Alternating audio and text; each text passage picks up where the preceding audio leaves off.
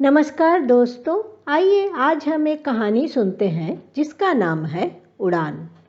अगर मेरी यह कहानी आप सबको पसंद आए तो ज़रूर मेरे चैनल को लाइक तथा सब्सक्राइब करिए। मधु अपने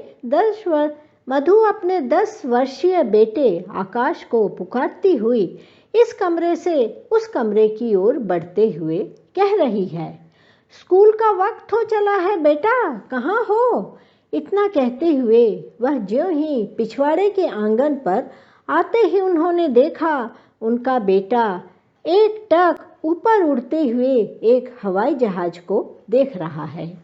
अब माँ ने जोर से बेटे को कहा, चल, स्कूल का वक्त हो चला है।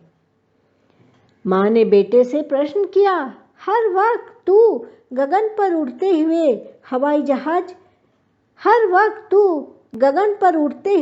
हवाई जहाज को एक टक क्या देखता है? बेटे ने बड़े ही जिज्ञासा पूर्वक जवाब दिया, माँ, मैं जानना चाहता हूँ कि हवाई जहाज कैसे इतनी ऊंचाई पर अपनी उड़ान भरता है तथा किसी भी सहारे बिना उड़ता है। मैं भी बड़ा होकर हवाई जहाज उड़ाना चाहता हूँ माँ। आकाश, वह 10 वर्षीय बालक, पता नहीं उसे हवाई जहाज में इतनी दिलचस्पी क्यों थी। अक्सर ही वह गगन पर उड़ रहे हवाई जहाज को देखता रहता या फिर अपने कॉपी के पन्ने को फाड़ फाड़ कर कागज से हवाई जहाज बनाता और उसे घर पर ही इधर से उधर और उधर से इधर उड़ाता रहता और सबसे कहता, मुझे बड़ा होकर तो हवाई जहाज ही उड़ाना है। लेकिन बेचारी मधु को ज्यों ही ख्याल आता ही उसका बेटा बड़ा होकर सिर्फ हवाई जहाज ही उड़ाना चाहता है तो उसका दिल कांप जाता, उसका दिल भय से कांप उठता और वह सोचने लगती, कितना जोखिम भरा काम है हवाई जहाज उड़ाना। अपने जान की बाजी लगाकर ही तो हवाई जहाज उड़ाना पड़ता है, कितना रिस्क वाला काम है। खैर, इसी तरह दिन कटने लगे और इधर बेटा आकाश भी बड़ा होने लगा। स्कूल की पढ़ाई समाप्त करते ही बेटे आकाश ने फिर से जिद शुरू कर दी, माँ, मुझे वायुसेना में ही जाना है।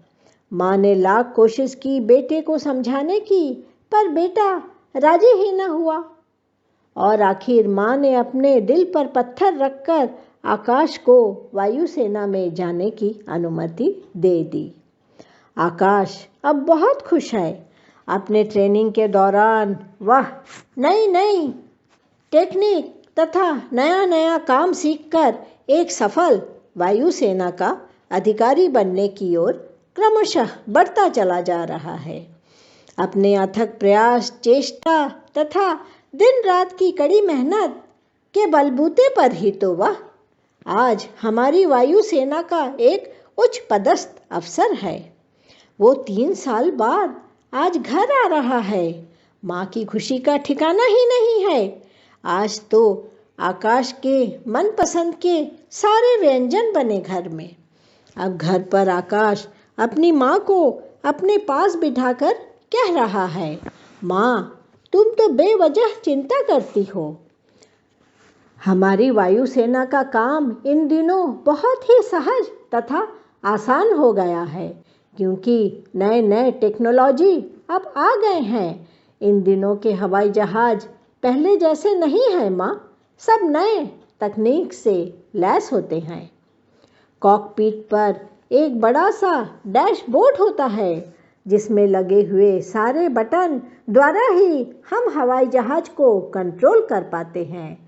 यह तो बहुत ही सहज काम है माँ। माँ, सिर्फ थोड़ी सी हिम्मत की ही जरूरत पड़ती है।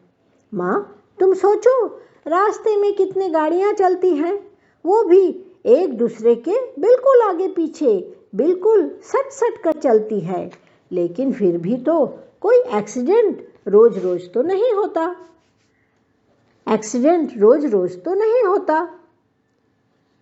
तो फिर तुम क्यों डरती हो माँ? तुम जब गाड़ी पर बैठकर रास्ते पर जाती हो तो तुम्हें क्या डर लगता है? रास्ते पर तो इतनी सारी तरह तरह की गाड़ियों का एक साथ चलना, इससे तो ट्रैफिक जाम भी होता है। लेकिन जरा सोचो माँ, ऊपर इतनी ऊंचाई पर जब हवाई जहाज उड़ता है, वहाँ पर तो कोई आगे पीछे हवाई जहाज भी नहीं रहता है और न ही वहाँ ट्रैफिक जाम होता है। अब माँ बड़े ही ध्यान से आकाश की बातें सुनती है और एक ही निष्कर्ष पर पहुँचती है। सचमुच वह कितनी गलत थी जो बेवजह डर रही थी और अपने बेटे को वायुसेना में जाने से रोक रही थी। सच में हमारे बच्चे अपनी खुशी से, अपनी इच्छा से जो भी पढ़ना चाहे, जिस दिशा में जाना चाहे, हमें उन्हें उत्साहित कर अनुमति देनी चाहिए, जिससे हम सब खुश रहें और हमारे बच्चे कामयाब बन सकें।